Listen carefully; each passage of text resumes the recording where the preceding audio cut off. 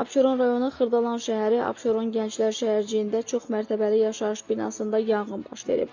Hadisə ilə bağlı Fövqəladə Hallar Nazirliyinin 112 qaynar telefon xəttinə məlumat daxil olub.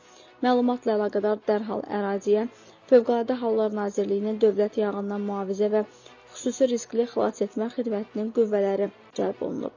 Yanğın söndürənlərin çevik müdaxiləsi sayəsində 11 mərtəbəli yaşayış binasının 5-ci mərtəbəsində yerləşən mənzildə baş vermiş yanğın genişlənməsinə, o cümlədən digər mənzillərə yayılmasına imkan verilmədən qısa müddətdə söndürülüb. Yanğın nəticəsində 2 otaqlı mənzilin bir otağının yanar konstruksiyaları və ev əşyaları 18 kvadrat metr sahədə yanıb.